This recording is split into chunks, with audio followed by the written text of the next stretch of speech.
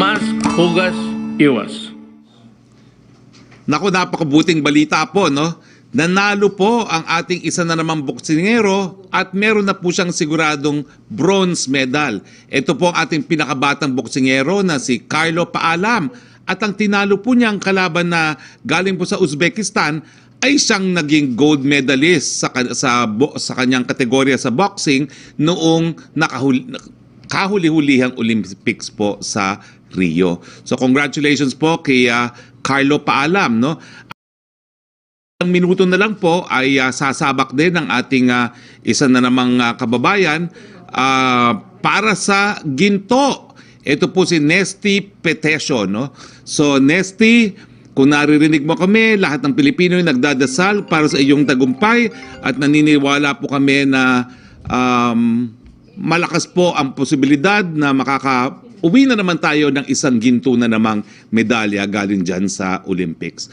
Our prayers are with you, Nesty Petesio. At mamayang 6:20 p.m. na isa pa po tayong kababayan, no, na nag-qualify sa finals ng athletic men's pole vault. Ito po si Ernest Jan Obiena. Go for gold, Nesty, and congratulations po uli doon sa ating kababayan na si Carlo Paalam.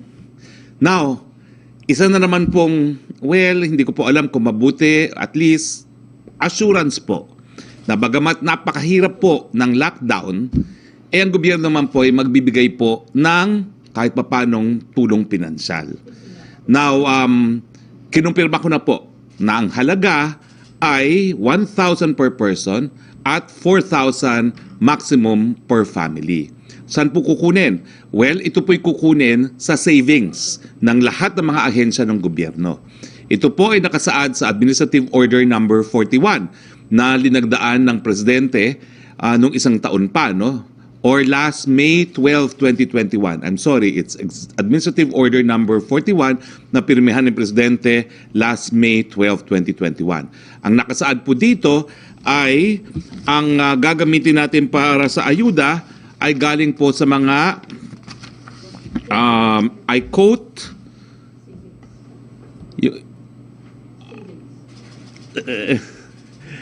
lahat ng unobligated continuing appropriations, savings na idineklara ng mga departamento, mga ahensya, bureaus at mga opisina ng national government, alinsunod nga po dito sa Administrative Order Number 41. So nandiyan na po ang kasagutan kung saan natin kukunin ang ating pang-ayuda at ang halaga pong gagamitin natin para sa 10.7 million residents na makakatanggap ng ayuda sa Metro Manila ay sumatotal 13.1 billion pesos. Now, kung meron pa po tayong kinakailangan na iba pang ibigay na financial assistance dahil nga po dito sa ECQ, kukunin naman po natin yan sa tinatawag na mga windfall na nakolekta po ng Bureau of Treasury. Okay, mahigit 21 milyon or 21,210,129 na po ang total doses of COVID-19 vaccine na na-administer natin. Ito po ay as of August 2, 2021. Samantala, mahigit 9 na milyon or 9,369,625 ang mga fully vaccinated. Konti na lang po, aabot na tayo ng 10 million. Habang pataas naman po ang nagpapabakuna. Pinapaalala lamang namin sa lahat na huwag sayangin ang pagkakataon magpabakuna dahil ito naman po ay libre. Magpalista sa inyong LGU at kung may schedule na, magpaturok na po, no? Walang bayad ang first at ang second dose. Mas maganda na may dagdag proteksyon sa mas nakakahawang Delta variant. Siya nga pala, simula ngayon, alas 3 ng Agosto, ano ba nangyayari sa akin? At 3 ng Agosto hanggang 20 ng Agosto, libre po ang pamasahe para sa bakunadong pasahero na APOR or authorized persons outside residence ng MRT-3, LRT-2 at PNR. Kahit isang dose lang basta nabakunahan na.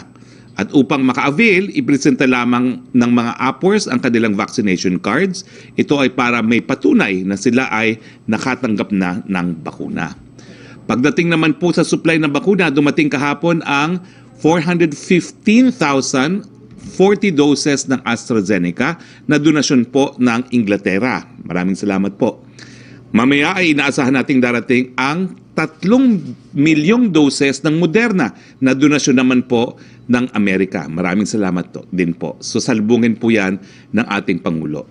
Makikita sa infographic ang iba pang mga paparating na bakuna ngayong buwan. Ang total na darating po ngayon sa buwan ito ay 22,726,060. Dumating na nga po kahapon yung AstraZeneca na 415,000. Darating po mamaya ang Moderna na 3,060,000. Tapos itong unang linggo po ng buwan na ito, meron po tayong 1 million na Sinovac. Tapos darating din po ang inaasahan nating 813,150 na Pfizer. Meron pong karagdagang binili tayong AstraZeneca na 1,170,000. Tapos meron pong donasyon ang China na Sinopharm, 1 million. Maraming salamat po muli sa gobyerno ng China, no? At meron din pong mga iba pang Sinovac na darating, no? Meron po tayong inasahan na 2 million sa pangalawang linggo ng Agosto na Sinovac, 3 million sa pangatlong linggo at 2,400,000 sa pang-apat na linggo. Meron pang karagdagan pong darating na Pfizer na binili natin, 727,850 sa buwan ng Agosto. Ganon din po ang 2.6 million Moderna na binili natin at meron pang karagdagang donasyon galing sa COVAX na 3 million. At finally, meron pa po tayong karagdagang nine-negotiate na Sinovac na 1.8 million.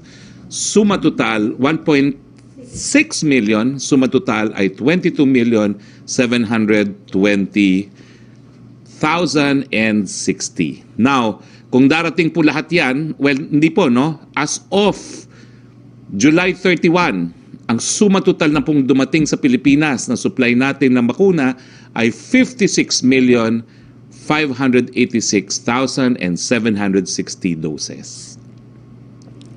Ito naman po ang ranking ng Pilipinas sa mundo sangayon sa Johns Hopkins pagdating po sa COVID, no? Number 24 pa rin po Pilipinas pagdating sa total cases, 1,605,762. Number 29 po sa active cases, 62,615. Number 132 po tayo sa cases per 100,000. That's 1,458. Number 86 sa case fatality rate na nasa 1.75. Tignan naman po natin ang ranking natin pagdating sa Southeast Asia. Pang-anim pa rin po tayo pagdating po sa Southeast Asia, no? Ang nangunguna po sa Southeast Asia ay Indonesia, pangalawa ang Thailand, pangatlo ang Malaysia, pang-apat ang Vietnam, panglima Myanmar. Now, dito po sa ating bayan, meron po tayo ngayong mga 8,167 na mga bagong kaso. Sang-ayon po sa August 2, 2021 datos ng DOH. Mataas naman po ang ating recovery rate na nasa 94.4. Meron po tayong 1,515,054 na mga gumaling. Samantala, malungkot ko pong binabalita na nasa 28,093 na po ang binuwian dahil nga po dito sa COVID-19. Tignan naman po natin ang confirmed cases by report date sa Metro Manila. Kung makikita nyo po dito sa ating infographic, bahagya na pong tumataas ang mga kaso natin dito sa mga nakalipas na araw. Well, ito po siguro ay dahil nga po sa COVID-19, no? Tumalon na po ng 65% na mas mataas ang numero kumpara noong isang linggo. Mula 968 average daily reported cases noong July 2027, 20 to 26, ito po ay naging 1,535 noong July 27 to August 2. Bagaman mayroon pong pagtaas, malayo po ito pa sa peak na naranasan ng Metro Manila na umabot sa mahigit 5,000 or 5,532 noong March 29 to April 4. Tingnan naman po natin ang ating mga healthcare utilization rate. Hindi ko po alam kung nakikita nyo ito, no? Pero ang kulay pong ito ay tatlo. Okay? Yung hospital care utilization rate, yung dark blue. Yung light blue po ay yung ICU utilization rate. At yung green po ay yung mechanical ventilator utilization rate. Now, itong una pong slide nito ay national or NCR? This is national, no? This is national kasi pinapakita yung mga iba't ibang mga rehiyon. Now, makikita nyo po na meron ng mga rehiyon na nasa moderate at meron ng mga rehiyon na nasa high risk, no? Ang mga nasa moderate na po ngayon ay unang-una ang region 4A. Okay? Well, simulan po natin sa ICU. Okay? Yung light blue. Yung light blue po pagdating sa ICU, meron na pong high risk. Ito po ang region 1. At high risk na rin po sa pagdating sa ICU utilization rate, ang region 2. Now, ang mga nasa moderate risk na po ay ang region 3, ang region 4A, ang region 6, ang region 7, ang region 10, ang region 11, at kakaunti na lang po ay region 12. Ibig sabihin po talagang tumataas po ang mga nagagamit nating healthcare facilities nationwide. Okay? Now, kasama po natin ngayon ang ating DOH Undersecretary Maria Rosario Vergere at Police Lieutenant General Israel Efraim Dixon, Deputy Chief PNP for Operation and Commander Joint Task Force COVID Shield. Ma'am, puntahan muna natin si Yusek Vergere. Ma'am, kinakailangan doktor po mag-explain ito, no? Pero marami po tayong naririnig na mga reaksyon dun sa mga lugar na napasa ilalim sa MECQ, no? Kasama na po dito yung mga probinsya ng number 1, Apayao, Laguna, at ano pa yung isang recently MECQ, Aklan. At meron din pong mga naririnig tayong mga nagrereklamo rin at na MECQ rin po ang Cebu City, kasama po ang Lapu-Lapu at saka ang Mandaue. Ma'am, paki-explain lang po ngayon dito sa mga residente, dito sa mga areas na na-classify as MECQ kung bakit, no? At ano yung mga criteria na ginamit ng IATF para marekomenda na mapasailalim po sila sa MECQ. The floor is yours, Yusek Vergere. Yes, good afternoon po sa inyong lahat. Magandang hapon po, Secretary Harry Roque and of course the other guests in this room. Tayo po ay nagde-determine ng ating community quarantine classification base po sa parameters na ginagamit ng IATF, and this would be the escalation. For escalation is the healthcare utilization, at kapag de-escalation naman po, the trends in cases like ADAR and 2-week growth rate.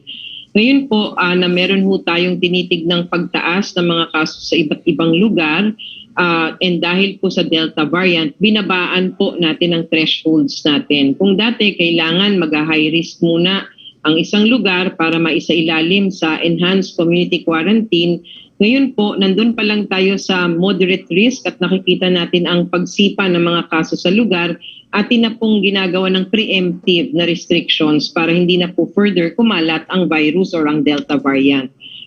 Specifically for Cebu province, nag-request po sila. Our process would entail that when the committee recommends already to IATF the specific classification of an area, local governments have that parang right to appeal to IATF if they think, based on their experience on the ground, na iba po ang sa kanilang pananaw.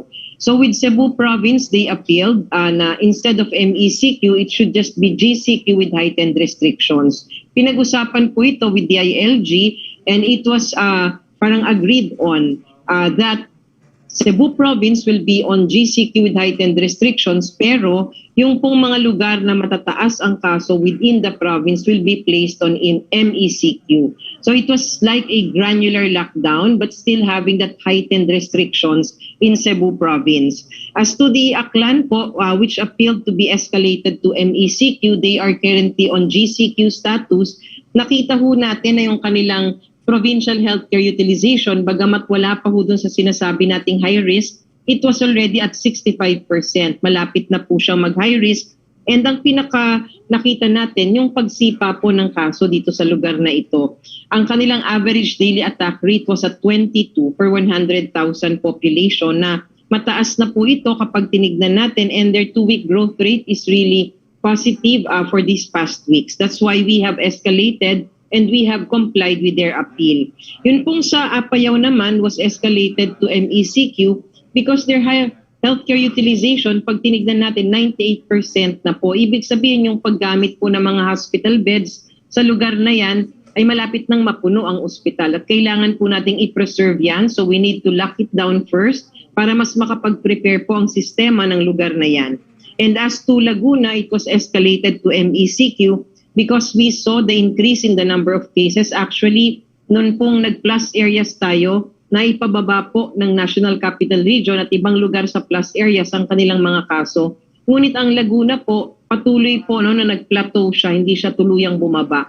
And that, pagkita natin doon sa detection ng Delta variant, meron pala silang Delta variant at patuloy pong tumataas ang kanilang kaso. Kaya kami po ay nagdesisyon na kailangan na pong i-escalate muna para makapaghanda po ang kanilang sistema and we can further contain the transmission of the disease in their area. Maraming salamat, Yusek Vergere. Kasama rin po natin ngayon ang ating Police Lieutenant General Israel Efraim Dixon. Siya po ang Deputy Chief ng PNP for Operations at siya rin po ang Commander ng Joint Task Force COVID Shield. Sir, ano ba ho ang mga hakbang na patutupad po ng ating kapulisan ngayong linggo at mas importante doon sa 2 linggo ng ECQ?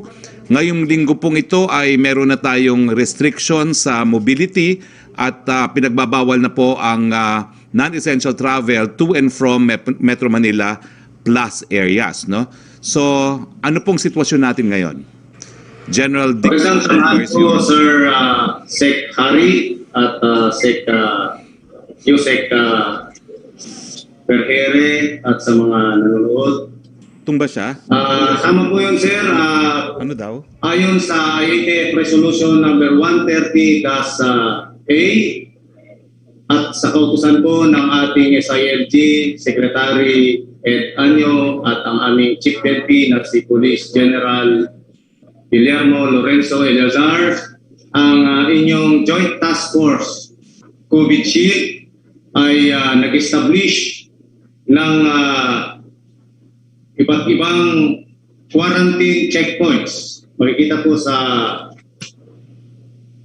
TV o sa inyong screen ang 75 na na-establish na checkpoints sa mga area ng NCR Plus bubble. At ito po ay na-deployan ng 1,019 na PNP personnel. At ito po ay naayon sa kautusan at provision ng IATF Resolution 130-A na magpaigting na po tayo ng mga quarantine checkpoints para mapigilan o makontrol ang paggalaw ng mga tao, lalong-lalo na po ang hindi authorized person outside of their residence na lumabas at pumasok dito sa NCR Plus area na kinabibilangan po ng NCR sa probinsya ng Bulacan, Cavite, Rizal at Laguna. At base po sa aming datos, may 75 na po kaming na-establish na quarantine checkpoints sa mga boundaries, sa mga areas na ito. At ito po ay minaman ng ating mga kapulisan sa tulong din po o support ng ating mga local LGUs na malapit sa lugar na yon at ang ating mga allied agencies na bibilangan ng ating DOH, mga BFP or Bureau of Fire Protection at mga force multipliers na sumusuporta po sa inyong mga kapulisan. Kung nais niyo pong makita ang sinasabi po naming mga APOR or authorized person to move or lumabas o pumasok sa mga borders na binabantayan ng inyong mga kapulisan, at ito po ay mga sumusunod. Ito po ang tinatawag naming mga APOs. Sila po ang una, employers and workers involved in essential manufacturing, establishments, services, and industries. Ang mga involved po sa manufacturing ay ang mga sumusunod. Sila po ay mga persons na gumagawa ng basic food products, essential products, medicine and medical supplies, and the entire value chain of all food and beverages, essential and hygiene products, medicines and vitamins, medical products such as PPEs, masks, gloves, at pet food, feeds, fertilizers, and pesticides, equipment or products necessary to perform construction works. Ang mga employers and workers of the following establishments, sila rin po ay APOR, retail establishments, ito po yung mga groceries, supermarkets, hypermarkets, pharmacies, and the likes.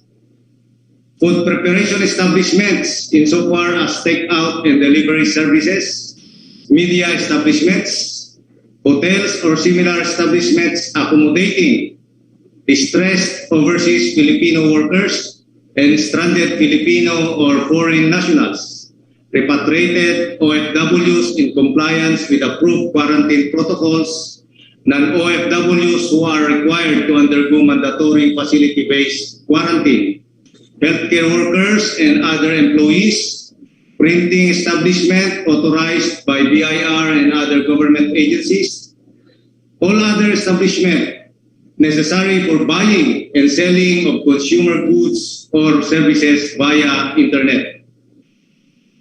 Employers and workers involved in the following services: hospitals and medical clinics, dental clinics and other health clinics, laundry shops, food preparation and water refilling stations, logistics service providers, power energy, water, internet, service providers, cable television providers, IT and telecommunication, supplies and facilities, including their third-party contractors and service providers. Delivery services, whether or not e-commerce platform, in-house or outsourced. Essential and priority construction projects, whether public or private, in accordance with the guidelines issued by the DPWH. Employers and workers involved in the following services shown on the screen are the public and private financial services providers involved in the distribution of government grants and amelioration subsidies, water collection, treatment and supply, waste collection, treatment and disposal, sewerage, repair and installation of machinery and equipment, repair and maintenance of motorized and non-motorized vehicles, including the sales of spare parts, installation of machinery and equipment, gasoline stations, electricity and gas supply, postal and courier service, real estate. General, sandali lang po. Repair of computers. General, Yes, sir. sandali lang po. Yes, sir.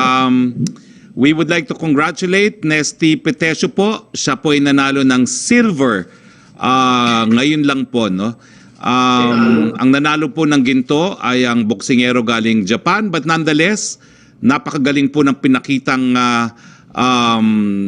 lakas at gilas ng ating Nesty Petesio. No? Congratulations, Nesty Petesio, for the silver in boxing. Ito pong kauna-unang pagkakataon na nagkaroon tayo ng mga kababaihang mga boksingero, and it was a silver immediately. We are proud of you, Nesty. Yes, the General, please continue. Pinagpapatuloy ko po ang pag-mention ng mga APORs under services, yung funeral and embalming, veterinary, technical and testing analysis, security and investigation, rental and leasing, employment, manpower services or essential activities, public transport providers and operators. Employers and workers engaged in the following industries: agriculture, fisheries, forestry, mining and quarrying, electronic commerce companies, export-oriented companies, business process outsourcing companies, money transfers, banks and capital markets, microfinance institutions and credit cooperatives, shipping, and airline. Sa mga other authorized persons outside residence po, ito po, officials and employees of all agencies and instrumentalities of government, including GOCCs and LGUs, health and emergency frontliners, officials and employees of foreign diplomatic missions and international organizations, outbound and inbound international passengers and driver, delivery personnel and cargo vehicles with or without load, at least at the most 3. Employees of critical transportation facilities, construction workers accredited by DPWH to work in quarantine-related facilities and government infra projects, those traveling for medical or humanitarian reasons, pastors, priests, and imams or such other religious ministers whose movements shall be related to the conduct of necrology or funeral rites. Individuals preferably 21 to 59 years old, availing essential goods and services, teacher, professors, and other staff. Lawyers who will provide legal representation, immediate family members of the deceased who died of causes other than COVID-19. And the number 3, ito po ay programa ng ating pamahalaan during the ECQ. Those individuals scheduled for availing vaccination. Ito po ang mga list of authorized persons outside the respective residences. Sir. Thank you very much, Police Lieutenant General Israel Efraim Dixon. Babalik muna tayo kay Yusek Vergere dahil si Yusek Vergere po ay tinanong lamang, sinagot lang yung aking mga katanungan kanina. No? So Yusek Vergere, for your prepared presentation, please. The floor is yours. Yes, thank you, Secretary Harry. Magandang hapon po ulit sa inyong lahat. Ako po ay magbibigay lang ng kaunting situationer para sa COVID-19 dito sa ating bansa. Can we have the next slides? The impact of Delta variant is now observed nationally and in select regions and areas of the country. Half of our provinces, highly urbanized cities, and independent component cities already showing increase in the number of cases and our healthcare utilization. Given ongoing Delta variants of concern transmission, we need to immediately address observed case increases, closely monitor healthcare utilization, and consider implementing higher community quarantine as preemptive measures to contain the Delta spread. All localities whose cases and healthcare utilization are high and critical risk must urgently increase their health system's capacity to prevent fatalities from occurring resulting from poor accessibility. All localities exhibiting case increases but healthcare utilization are retained at low to moderate risk must likewise increase their health system's capacity to prevent being overwhelmed. Next slide, please. So let me begin by giving a brief situation of our COVID-19 pandemic in our country. As of August 2, we have a total confirmed cases of 1,605,762. 3.9% are active cases, 94.3% are recoveries, and 1.75% are deaths. Looking more closely, we have 96.7% who are asymptomatic, mild or moderate, 3.3% or 2,066 cases are severe or critical. The top 5 regions contributing to these new cases being reported are the National Capital Region, Region 4A, Region 7, Region 3, and Region 6. And the 5 areas contributing to the new cases are Cavite, Laguna, Quezon City, Bulacan, Cebu City, and Bohol. Next slide. So this is our epidemic curve. We saw a decline since our peak in cases for the first week of April. But since May, however, cases started to slowly rise again. Looking at the contribution of each region to the cases, we can see that since the increase of cases, National Capital Region has generally gone down. So these are the dark blue bars, while Region 6 at light blue bars, and the other regions, the black bars, showed consistent increase and are now taking up a larger portion of the total number of cases in the country. However, the decline in the National Capital Region cases seems to have stopped or slowed down. The national cases saw an increase in the recent week. Cases from July 27 to August 2 recorded 7,283 cases per day, an increase of 1,348 cases per day compared to the previous week's 5,935. Next slide. Disaggregating our epidemic curve into major island groups and the NCR plus areas, we have noted that first, all areas are showing increase in the number of cases. NCR and NCR plus areas are showing a steep increase. The rest of Luzon, Visayas, and Mindanao exhibits a slight increase in the number of cases. Next slide. Nationally, our 2-week growth rate is higher compared to the previous 3 to 4 weeks and is now exhibiting a positive growth at 29% in the recent 1 to 2 weeks. Our average daily attack rate, on the other hand, is still at moderate risk, showing an increase in the recent week at 6 cases for every 100,000 individuals. We would like to flag the National Capital Region, Region 7, Region 1, Region 2, CAR, and Region 10 with high-risk classification based on its moderate 2-week growth rate and high-risk ADAR. Region 1 and Region 2 also have high-risk ICU utilization. Note that HCUR is based on the maximum between the beds and the mechanical ventilators utilized allotted for COVID-19 in that specific area. Apart from these areas, we have Regions 4A, Region 3, Region 12, which are currently having positive 2-week growth rate, and all of the regions in the country. The National Capital Region remains to be at moderate risk with 2-week growth rate at high risk and ADAR, and it is currently at high risk classification already. ADAR also went from 4.8 cases to 8.9 cases per 100,000 population. Next slide. So we now have 36 areas with moderate to high risk classification and healthcare capacity at low to moderate risk. 8 areas are found to have local Delta cases. The rest of the areas are seen in the next slide. Next slide, please. So these are the other 36 areas where you can see at the... Next slide, please. Yeah. Where you can see, next slide, where we can see at the last column of this slide, you'd see the total Delta variant cases.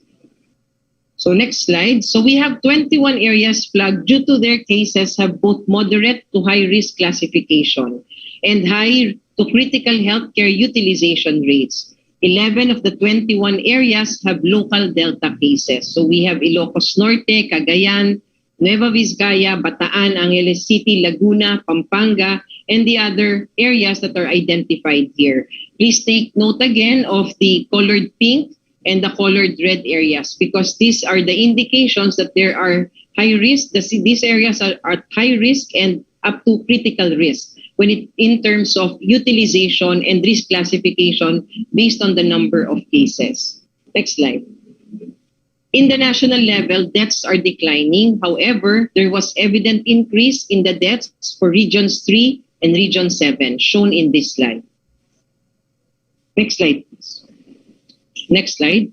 In NCR, 7-day moving average shows continuous increased trend as cases in the recent 7 days have exceeded the previous 7 days by 607 cases. So we now have an average daily reported case of 1,535 here in the National Capital Region.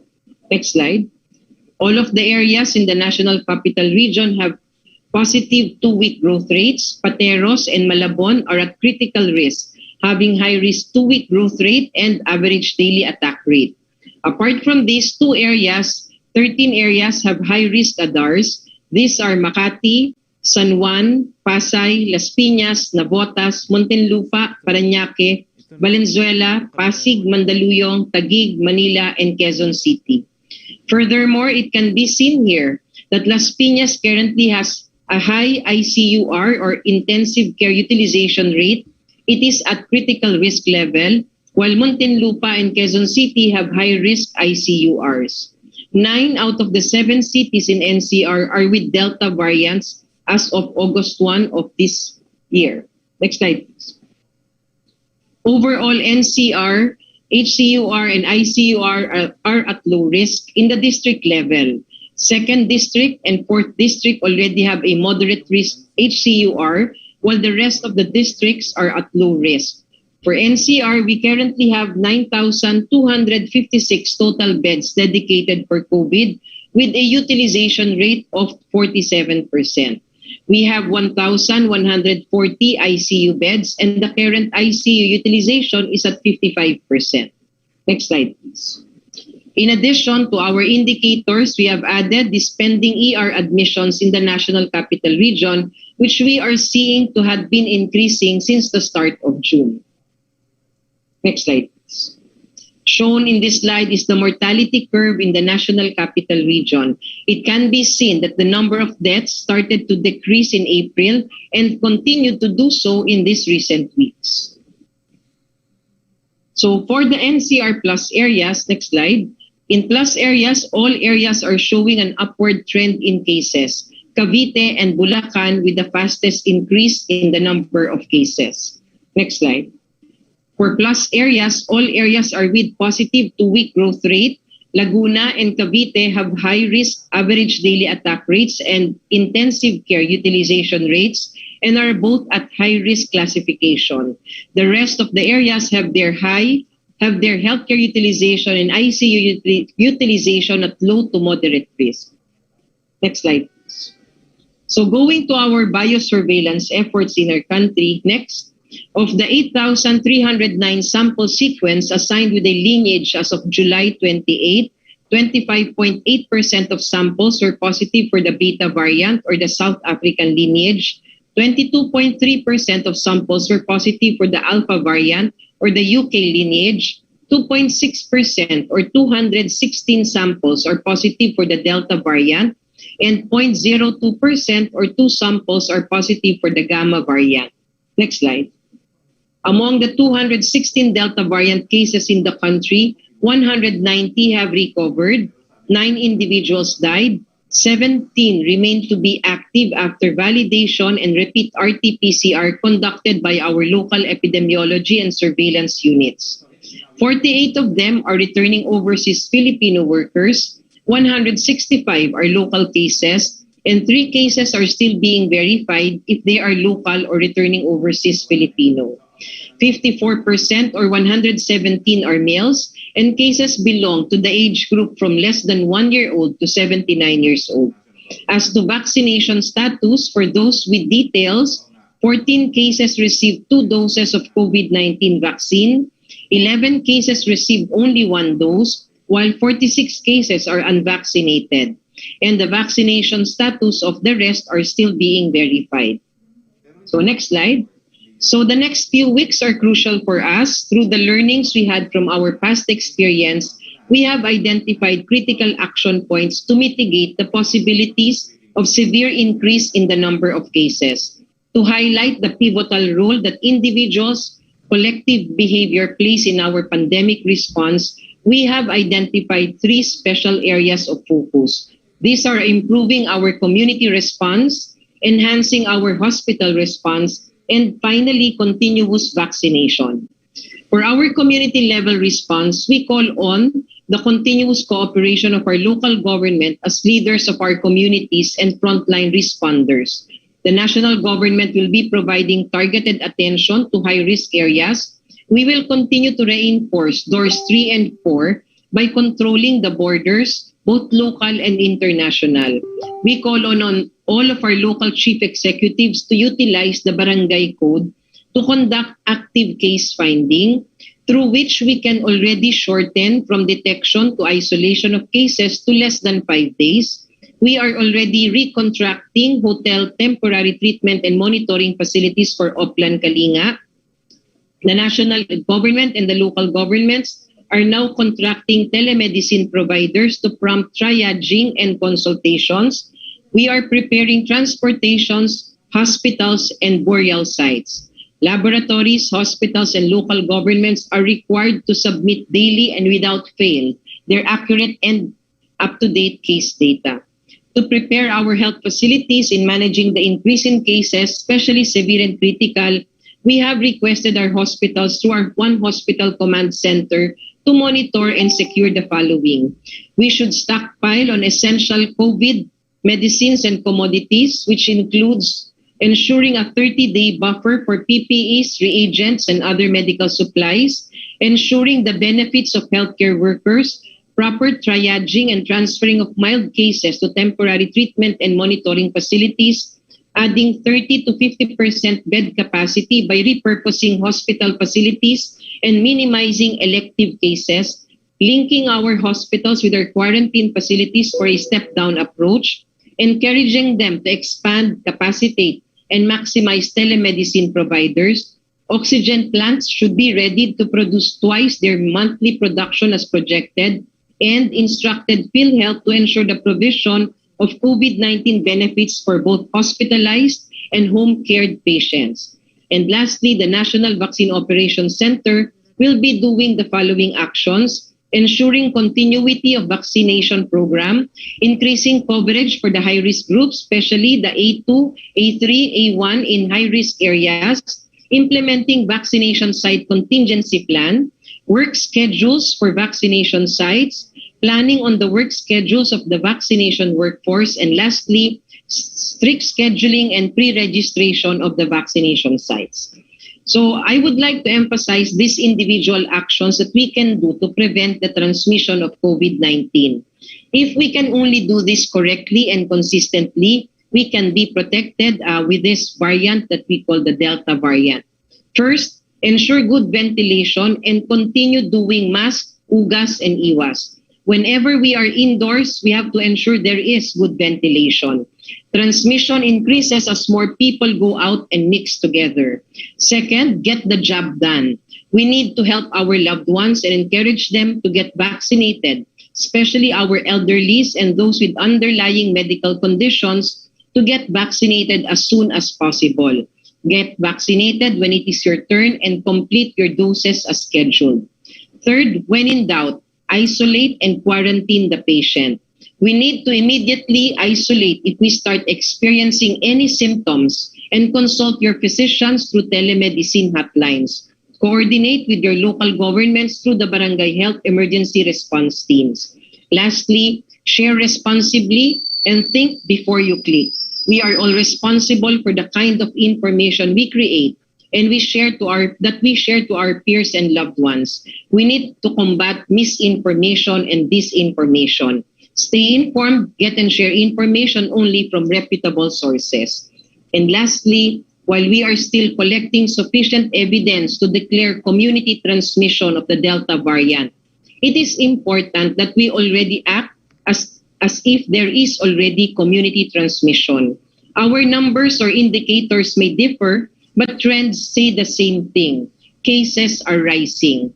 Hence, our unified strategy should be to focus on what we need to do now. we need to act now, both as individuals and as a community. Sa mga susunod po na linggo, bukod na nais po nating mapigilan ang pagkalat ng sakit at pagdami ng mga namamatay, ito na rin po ang oras para mapalakas natin ang ating health system. Marami pa po tayong natutunan na mula sa nakaraan. Sa pamamagitan nito, mapapalakas po natin lalo ang ating komunidad, mga ospital, border, and vaccination response. Lagi po nating tatandaan, we are not defenseless. Marami na po tayong natutunan, marami na po tayong armas na meron sa ngayon para labanan po ang sakit na ito. So that is all, Secretary. Over to you, sir. Thank you very much, Yusek Vergere. Punta na po tayo sa ating open forum. Go ahead, Yusek Roque. Yes, good afternoon, Secretary Roque, at sa ating po mga bisita. Question from Laila Salavera of Inquirer. Secretary Galvez said the number of vaccinated senior citizens have barely increased due to their hesitancy, and this poses a challenge. The government has already been conducting information drive. What do they think are the factors contributing to this hesitancy? What else can the government do to convince the elderly to get vaccinated? Alam mo, kung kahit anong sabihin ko will be conjecture or speculation. Pero may mga ilang dahilan dyan. Unang-una, may mga lolo-lola na mas gustong bigyan ng prioridad yung mga mas bata. Pangalawa, yung mga lolo-lola natatakot na pumunta dun sa mga vaccination centers, no, dahil baka dun pa sila mahawa, no. At saka pangatlo, may mga lolo-lola na syempre nagiging concerned din sa safety. Pero ulitin lang po natin, no, wala naman pong bakuna na inauthorize ng ating FDA at ng WHO. WHO na rin po nagsabi, lahat ng bakunang ginagamit natin ay nasa emergency use list po ng WHO na hindi po napatunayang ligtas at epektibo. Pangalawa, kung ano pa yung mga concerns, pwede naman pong pumunta sa vaccination center na safe. Mag-mask at mag-face shield lamang at dumistansya at mababawasan naman po yung risk kung tayo po magpapabakuna. Siguro po the best incentive is, mga lolo-lola, siyensya na pong nagsabi, kayo po talaga ang pinaka at risk dahil dito sa COVID-19 neto, at ang protection po talaga natin kung gusto pa natin makasama ang ating mga apo ay magpabakuna na po tayo. From Chris Jose of Remate, reaction daw po ng Malacanang na nanguna ang mag-amang Pangulong Duterte at Mayor Sara sa presidential at vice presidential survey na ginawa po ng Okta Research nitong nakaraang buwan. Lumabas sa tugon ng Masa National Survey ng Okta na ginawa sa iba't ibang panig ng bansa simula July 12 hanggang 18 na 28% ng adult Filipino respondents ang suportado ang probable presidential bid ni Mayor Sara election 2022. Similar question po yan with Ivan Mayrina ng GMA News. Well, nagpapasalamat po kami sa patuloy ng tiwala ng ating tambayan sa ating presidente at kay Mayor Sara Duterte. Malinaw naman po yan na hindi natin maiiwasan, no, na talagang ang suporta kay Mayor Sara ay pagsuporta rin sa ating presidente. Maraming salamat po. From Sherry Ann Torres ng ABS-CBN, your reaction to Senator Drilon's statement on his information that from 2021's 19.2 billion fund, NTF-ELCAC's proposed 2022 will increase to 40 billion. Drilon sees this increase as an, I quote, election giveaway, end quote, which he said is unacceptable in the face of growing threats of COVID-19 virus. Wala po akong reaction dyan dahil wala pa po akong alam kung magkano talaga ang magiging budget sa 2022 para sa LCAC. Itong budget pong ito ay piniprint pa lamang. So hindi ko pa po nakikita. So hindi ko po alam kung ano naging basihan ni Senator Drilon. No? Pero meron naman po tayong mga safeguards, no, sa ating Omnibus Election Code. Pinagbabawal po ang kahit anong mga infrastructure projects sa panahon po ng campaign period. Ito nga po ay para maiwasan na magamit ang pondo ng gobyerno for infrastructure for election partisan purposes. Ang sunod po niyan tanong, whether there is an increase or not, how can the palace ensure that NTF-ELCAC funds will not be used by the administration or LGU officials for election purposes? Yung batas na po natin nagsasabi, magkakaroon po tayo ng infrastructure ban during election period. From Cedric Castillo ng GMA News, base po sa pag-aaral ng Japanese researchers, natuklasan na 3 klase ng mutations sa spike protein ng Lambda variant ay maaaring magbigay sa virus ng resistensya laban sa vaccine-induced antibodies. Well, siguro si Doktora Vergere ang kailangan sumagot niyan dahil kinakailangan dalubhasa. Ma'am? Yusek Vergere?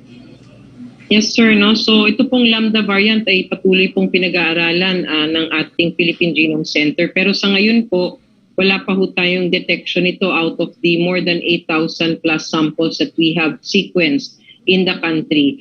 Ito pong Lambda variant na ito ay unang na-identify dito sa South American countries kung saan sinasabi nila ito ay mas nakakapanghawa at sinasabi nila na meron din itong escape mechanism when it comes to our vaccines. So pinag-aaralan pa rin po ito lahat. Wala pa ho tayong sufficient evidence for this but we will continuously monitor. Ang sunod po niyang tanong, mabilis din ba na makapag-upgrade ng bakuna ang pharma companies o posible daw pong humantong sa puntong hindi na uubra ang vaccine sa COVID? Yusek Yes po, Yusek Roque. So pag tinignan natin sa ngayon, ang ating mga bakunang meron tayo currently ay epektibo naman dito sa mga variants na meron sa atin ngayon. But as viruses continue to mutate, manufacturing companies tries to adapt. Ang ginagawa po nila ay kung ano po yung nagiging mutation at pagbabago dun sa virus, ina-adapt po nila yung kanilang mga bakuna. But one thing I can tell you, hindi po mabilis gumawa ng bakuna. It takes years to make a vaccine. So ngayon po lahat, because of public health emergency, binibilisan, pinag-aaralan. So ganun din po ang ginagawa ng ating manufacturers so that the vaccines will be appropriate to manage the specific type of virus where the vaccines are needed. So titignan ho natin for this next generation vaccines na apparently may lalabas naman po in the coming weeks or in the coming years, next year siguro po. Opo. Ang sunod po niya tanong, kumusta daw po yung monitoring ng Department of Health tungkol sa Lambda variant? Hanggang sa ngayon nga po, katulad ng sabi ko, wala pa ho tayong nadidetect of this variant of interest dito po sa ating bansa. From Jerome Aning of PDI for Yusek Vergere, Dr. Salvania said yesterday that one major reason daw po for the lockdown is to keep our healthcare system from being overwhelmed. Di ba dapat daw po this time, nearly 1 year and 6 months since COVID reached the Philippines, our healthcare system should already be able to withstand surges. When will the country be able to reach the sufficient number of hospital beds for severe critical cases and TTMFS for mild and asymptomatic cases? Yes, Yusek Roque, no? So gusto ko lang ipaalam sa ating mga kababayan, no country has ever been prepared for this SARS-CoV-2 virus. Kung dati ang atin pong ine-estimate, pinagpaplanuhan yung original strain ng virus, yung D614G. At sinasabi nun, 1:2. May isang pasyente makakapanghawa, 1 hanggang 2 tao. Dumating po ang UK variant. Ang naging strain nito, itong kanyang variant na ito, can infect more than the original virus from Wuhan. So ito po ay tumaas na maaaring makapag-infect hanggang 4. Ngayon po we have the Delta variant and it has also increased transmissibility na hanggang 8 naman po. So nakikita ho natin na pataas ng pataas ang requirements and we are trying to prepare, we're trying to catch up. Kaya kahit nga po tignan natin sa ibang bansa, talagang hirap na hirap din po. It's a challenge really for all countries. Pero what would be most important, we are preparing. Meron na ho tayong set baseline on the different resources we have. Itinataas na lang ng itinataas para po nakakapag-manage tayo as the characteristics of the virus becomes different every time. Bago tayo magpatuloy, breaking lang po. Nakakuha po tayo ng komunikasyon kay Mayor Ahong ng Lapu-Lapu City at yung kanyang EO40 daw po na nagsasabi na hindi po pwedeng pumasok sa mga commercial centers ang non-vaccinated has been revoked. Ulitin ko po, yung controversial na EO40 sa Lapu-Lapu City has been revoked dahil ang Lapu-Lapu City po ay napasa ilalim na sa MECQ. So wala na pong dahilan para ipatupad ang EO40 dahil yun po ay para sa deklarasyon na MGCQ lamang. Pero binabalita rin ni Mayor Ahong na dahil nga daw po sa kanyang EO, talaga naman pong sumipa yung daily rate ng kanyang pagbabakuna from 2,000 to an average of 6,000 a day. At kahapon daw po ay umabot sa record-breaking 8,200 individuals at ang total na nababakunahan na niya ay 39,000 persons sa loob lamang ng 6 na araw. No? So, ang sabi rin po niya, hindi na kinakailangan talagang ipatupad ang kanyang EO dahil nagpapabakuna na ang mga taga Lapu-Lapu City. Congratulations sa ating mga kababayan sa Lapu-Lapu City, Cebu. Go ahead please for your next question. Yes, Secretary, tanong pa rin po ni Jerome Aning ng PDI for Secretary Roque, if we do not want our hospitals overwhelmed by severe critical cases among the elderly and sickly, hindi kaya mas makakatipid ang government to just track down and vaccinate all such person instead of shutting down the economy of the entire Metro Manila? NEDA Secretary Carl Chua said each week of ECQ and NCR will cost 105 billion pesos. Surely it would not cost the government 200 billion pesos to locate and inoculate all the remaining A1, A2, A3 people for the NCR, LGUs and set up enough TTMFs for mild and asymptomatic cases. Jerome, kasama yan sa ating strategiya. Kaya nga po kinukumpirma ko po na itong lockdown na 2 linggo beginning sa 6, sasabayan po natin ng 4 million na vaccination sa Metro Manila alone. No? Pero hindi talaga po solusyon ang bakuna dahil ang bakuna sisipa lang pong effectivity niyan mga 6 weeks after, no? Dahil hindi po siya kaagad effective. Kaya kinakailangan pa rin ng mask, hugas, iwas at saka yung ating PDITR at kinakailangan pa rin po nating extreme measure na ECQ dahil nga po kinakailangan pabagalin. No? Pero kasama po talaga sa response ng gobyerno ang mabilisang pagbabakuna. 4 million po, inapprove na po para sa Metro Manila dahil alam naman po natin na kapag na-contain natin ang virus sa Metro Manila, makukontain din natin yung pagkalat sa buong Pilipinas. No? So kabahagi po yan ng ating strategiya at totoo po, naintindihin po namin na talagang napakamahal ng halaga ng lockdown. Pero hindi naman po natin i-impose yan kung hindi po talaga magdudulot ng mas malaking problema kung hindi tayo magla-lockdown. Ulitin ko po, no? Sang-ayon po doon sa pag-aaral ng Faster, 525,000 po pagkatapos lamang ng Setyembre kung mananatili tayo sa GCQ. At tingin ko po, hindi tayo magkakaroon ng sapat na hospital, beds at ICU units na para alagaan yung napakadaming kinakailangan mga hospital kung ang total numbers will be 525,000. So paunawa po, no? Pero hindi po natin ginagawa ito for no reason at all. Ito po talaga is to save lives. From Joseph Morong of GMA News, for Yusek Vergere, at what point do we consider the increase as a surge? As what we had been explaining in the past, kasi po yung surge hindi po siya recognized in epidemiological terms. So, ang surge po in familiar language, ito po yung rapid rise and big increase in the number of cases. So pag tinignan ho natin ang ating mga datos, hindi po natin, we will not rely on our current metrics na high risk bago po tayo magkaroon ng deklarasyon na mataas na ang kaso at kailangan na po nating itaas ang restrictions. We are lowering our thresholds because of the Delta variant's transmissibility pattern, kung saan napakataas ng kanyang transmissibility, ang kanyang viral load ng isang tao ay napakataas. Therefore, ang pagkakahawaan ay talagang mabilis. So ngayon po, when we talk about our metrics, nasa moderate risk pa lang po ang ating mga lugar, atin na pong sinasound ng alarm at atin na pong gagawan ng preemptive restrictions sa mga lugar na ito.